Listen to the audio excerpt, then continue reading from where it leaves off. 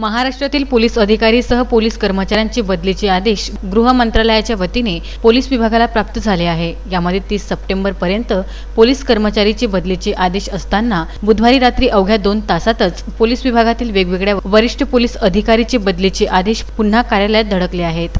अमरावती लाचलुचपत प्रतिबंधक विभागाचे वरिष्ठ अधिकारी श्रीकांत धिवरे यांची जालना येथील पोलीस प्रशिक्षण केंद्र येथे प्राचार्यपदी नियुक्ती करण्यात आली आहे। तर अमरावती राज्य राखीव बल गट क्रमांक 9 समादेशक लोहित मतानी यांची नागपूर शहर पोलीस उपायुक्तपदी नियुक्ती करण्यात आली आहे। राजापेठ एसीपी सुहास भोसले यांची सोलापूर येथे सहाय्यक पोलीस आयुक्तपदी नियुक्ती, अमरावती पोलीस आयुक्त प्रशासन सहाय्यक पोलीस आयुक्त असलेले लक्ष्मण हरिभोगन यांची मुंबई सहाय्यक पोलीस आयुक्त पदावर नियुक्ती करण्यात आली आहे। तसेच चांदूर रेल्वे उपविभागीय पोलीस अधिकारी असलेले सोमनाथ तांबे यांची निफाड, नाशिक येथे उपविभागीय पोलीस अधिकारी, अमरावती पोलीस आयुक्तालयात सहाय्यक पोलीस आयुक्त असलेले नितीन भोसले यांची नवी मुंबई येथे फ्रेजरपुरा एसीपी असलेले शेख सोहेल नूर मोहम्मद यांची नाशिक शहर सहाय्यक पोलीस आयुक्त पदावर गृह मंत्रालय यांच्या आदेशावरून बदली करण्यात आली आहे। आता कित्येक दिवसांपासून अमरावती पोलीस आयुक्तालय क्षेत्रातील वरिष्ठ पोलीस निरीक्षक सह पोलीस उपनिरीक्षकाच्या बदलीच्या